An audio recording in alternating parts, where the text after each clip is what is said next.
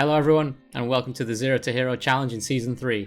The goal this season will be to hopefully get one of each of the 4 roles up to 2,500 Mythic Plus rating from an initial rating of 0, starting with the tank role first.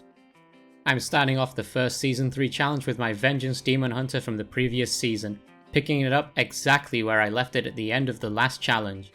This means the character will be starting with a little bit of gear, albeit not much, at around 420 item level. This is very easy to obtain with the new questline from the Emerald Dream in patch 10.2. Additionally, a couple of things that should be noted. My main is obviously much higher item level and hence will give me a discount of flight stones. I will also be getting double reputation games from the Dream Wardens, as my main is already at renowned level 20. Some things that will be different about this season is that the challenge will most likely take a bit longer, as my free time has decreased since the last challenge video series. My plan is to get at least 4 dungeons a week completed so that I have a choice in my vault at the end of the week. I'll be limiting my playtime per week on the character to around 4 to 5 hours per week. As usual, all progress of the character will be live streamed on my Twitch and YouTube channel.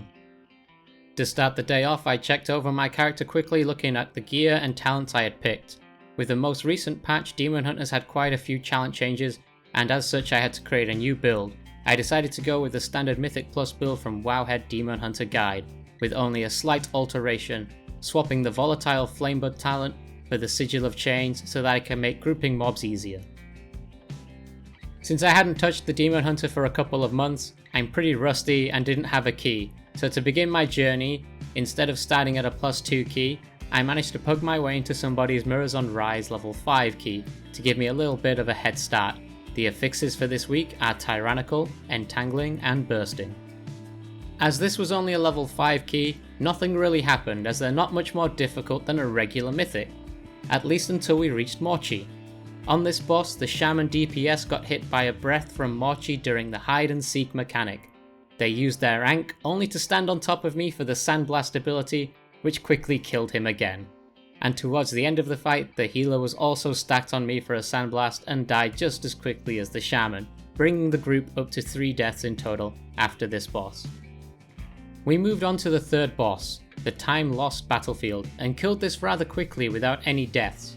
Unfortunately, while trying to skip the next pack of mobs, the healer managed to pull, which I picked up and killed them with the healer. However, this took quite a while as the DPS had already moved on and didn't notice that we had pulled. Despite this, we quickly made our way to the final boss, Chrono Lord Deus, which we killed without any deaths, 2 chesting the key, increasing my rating to 88, and I was also fortunate enough to get a 447 item level trinket, which I equipped. Overall, this dungeon isn't too bad, however. It has one of the tightest timers out of any of the Mythic Plus dungeons this season, I think, but a great dungeon to get me started. As a side note, after I completed this dungeon, it did receive a couple nerfs, some to boss health and an increase on the timer. The key I received from this run was a +4 Mirz on Rise. So instead of running this key, I decided to begin applying to groups within the 8 to 10 key level range, eventually getting accepted into another Mirrors on Rise at level 8 this time. This run did not go very well, however. During the dungeon there were no problems leading up to tier. I could tank 3 packs at a time without any problems at this level, just making sure I use my CC and interrupts on important abilities such as the Magus Volley. As Rise had a large amount of trash bombs making it very easy to gain the required percent, I didn't kill one of the packs at the back of the room. This would later prove to be a mistake. I pulled tier and we got to the first Siphon Oathstone without any problems. This intermission went very smoothly. Unfortunately, during the second intermission, the remaining pack at the back of the room managed to get pulled. There was also one additional issue that occurred, which is the boss's frontal cone that targets a random player were baited towards the middle of the room, taking up much of the space to soak orbs. The damage from the AoE combined with the damage from the adds, the group slowly died and we wiped. Before pulling the boss again, I wanted to play it safe and kill the 2 remaining mobs from the pack that got pulled during the previous fight. However, during this time the Demon Hunter left, followed quickly by the healer, and the group fell apart. A very short dungeon run, but at least it happened near the start and not near the end. In hindsight with pugs, I won't be leaving the pack up in future. Due to the recent failure and the difficulty of joining groups without rating and at a relatively low item level, I thought that it would be easier to just push my own +4 Mirz on Rise key. I created a group and invited the first few players that joined, making sure at least one DPS was ranged to help with the orbs on the final boss.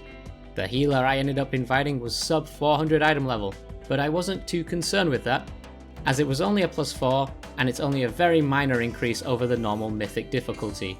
I also thought that it would be a good way to show people that you don't need 440 plus item level to run mythic plus, and low keys can be done at a sub 400 gear level.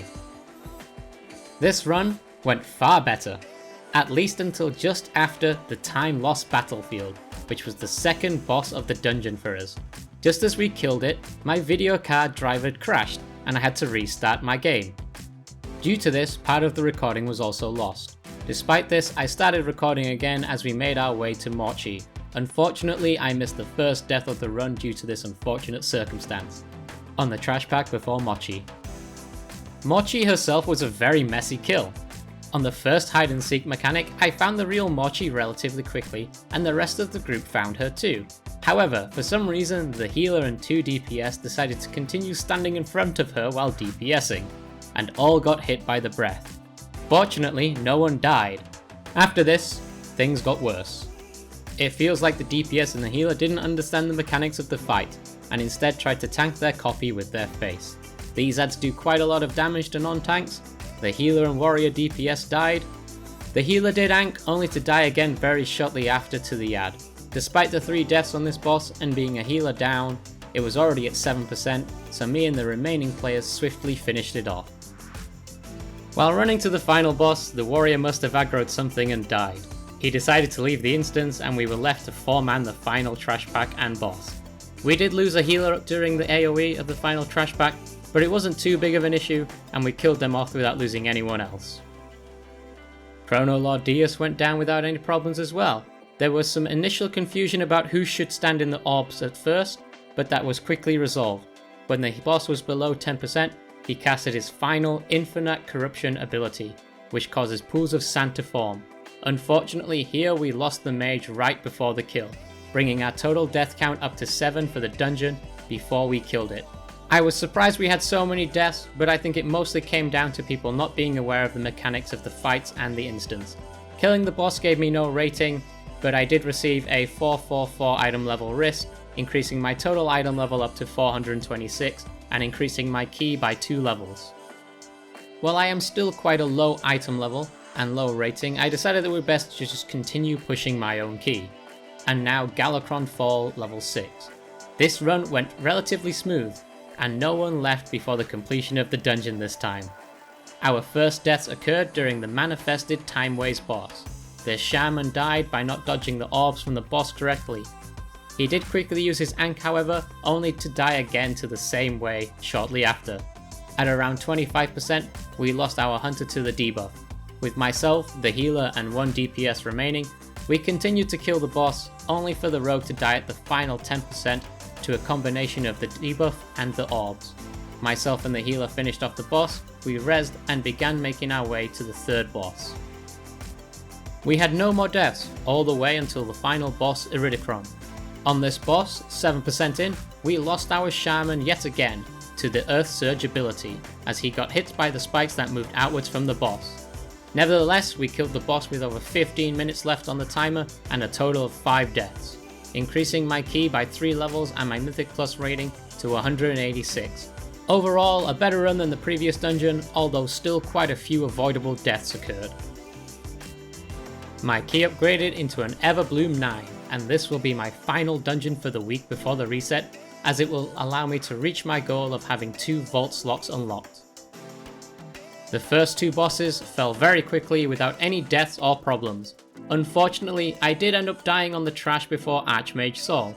I pulled a group of trash mobs, one of which was an Ice Mage and 1 Arcane Mage. During this time, my camera got stuck in the trees just as the Ice Mage let out their Cold Fusion, causing me to get stunned as I couldn't see the ability to dodge it, and died. Fortunately, the Warlock combat rezzed me quickly and we continued on. This dungeon does sometimes feel like you're fighting with the camera just as much as the bosses themselves. Other than this one death, we ended up finishing off the dungeon without anyone else dying, and finishing this dungeon with over 16 minutes left on the timer, increasing my key by 3 levels and taking my Mythic Plus rating up to 321.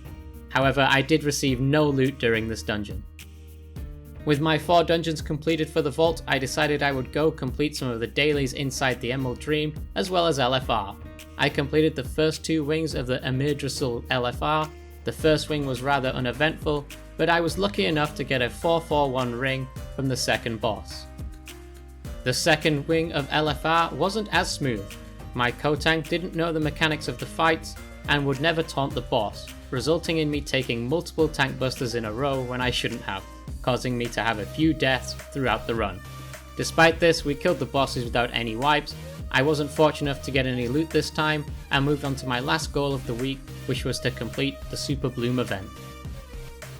Just as I finished the second LFR wing, the Super Bloom was minutes away from starting, so I quickly ran it to complete the weekly quest, and from the reward I managed to get a 447 item level cape, which brought my total item level up to 429. So to summarize this week, I completed 4 Mythic Plus dungeons, completed 2 wings of LFR and the Super Bloom event, upgraded my item level from 422 to 429, and my rating ended with 321 for my first week on this character. The dungeons this season do feel easier than the previous pool, although some dungeons can be a little annoying to manage the camera in, as you saw in my Everbloom run. That's all for this episode. If you did enjoy the video, please do give it a like, comment and subscribe, as it really does help out the channel. Bye bye for now, and see you next time.